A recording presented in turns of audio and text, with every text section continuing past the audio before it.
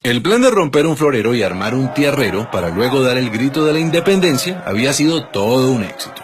Pero la corona española no se iba a quedar así. Cuando Napoleón fracasó en su campaña y Fernando VII recuperó el trono de España, lo primero que hizo fue enviar a Pablo Morillo y al virrey Juan de Sámano a reconquistar América. Mientras tanto, los criollos no se ponían de acuerdo en cómo organizar la primera república. Había realistas y patriotas, y a su vez los patriotas se dividían entre centralistas y federalistas, y en medio de esa discordia llegó el contraataque español. Durante la reconquista murieron grandes personajes y los patriotas que sobrevivieron se fueron a resistir al Casanare, y también al mismo Casanare llegó Simón Bolívar. Su lucha por la independencia ya llevaba años. De hecho, él estaba en Londres en una misión diplomática cuando ocurrió el grito de independencia de 1810. Y fue en 1819 que unió fuerzas con Santander a liberar la Nueva Granada. Y sí, el 11 de junio, en medio del invierno y después de atravesar el vasto llano, Bolívar y Santander se reunieron en Tame, a orillas de la Cordillera Oriental. La idea era simple: formar un solo ejército patriota con más de 2.500 almas y atacar al poderoso ejército realista al mando del general José María Barreiro. El plan era lo complicado. Había que llegar al centro del país sin ser vistos. Y para ello, la única opción era una odisea: escalar la Cordillera Oriental hasta el páramo de Pisba a 3.500 metros de altura. Eso sí, antes de emprender el ascenso había que tomarse un puesto de vigilancia en las Termópilas de Paya, la primera victoria. Por supuesto, ni el ejército ni los caballos estaban acostumbrados a escalar montañas y muchos murieron en los peñascos. Pero el heroico plan funcionó y el 5 de julio la vanguardia patriota alcanzó el poblado de Socha. Por suerte no había realistas por ahí. En cambio, la gente de Tunja vino a recibirlos con comida, mantas, ropas y cuanto pudieron ofrecerles. Y después de un merecido descanso comenzaron las batallas. El 11 de julio a la salida de Gámeza ocurrió el primer choque. Ambos ejércitos terminaron por replegarse, pero Barreiro notó la furia de los que antes llamaba andrajosos y empezó a defenderse de Bolívar, quien ganó la iniciativa a punta de astucia y conocimiento estratégico.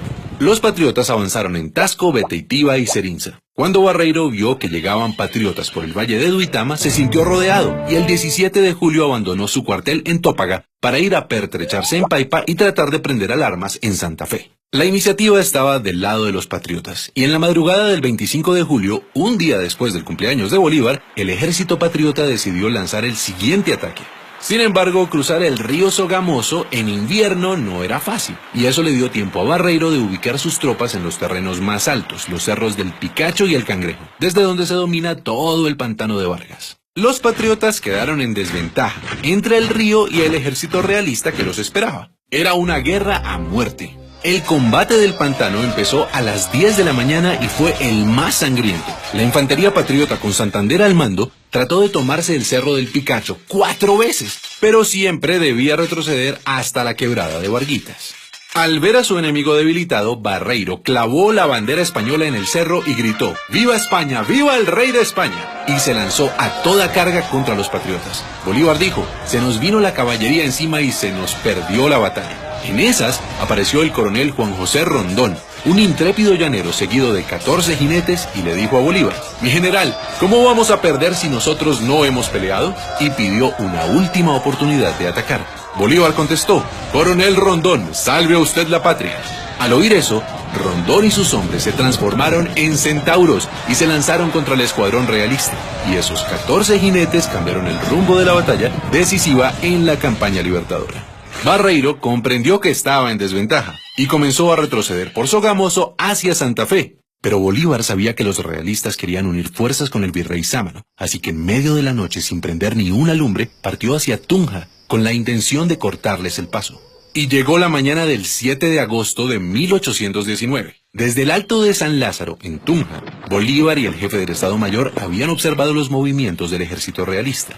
Bolívar se adelantó hasta el puente de Boyacá. Gracias a eso logró ubicarse mejor y esta vez dividió en dos a los realistas, que habían dejado una brecha entre el grueso del ejército y la vanguardia. A las 2 de la tarde, el desprevenido jefe de la vanguardia realista pensó que era un buen momento para almorzar, cuando por su espalda vio llegar a los primeros jinetes patriotas. Al principio creyó que era solo un puñado y quiso perseguirlos, pero pronto quedó asombrado. Entre la niebla vio aparecer la tropa patriota en formación de combate.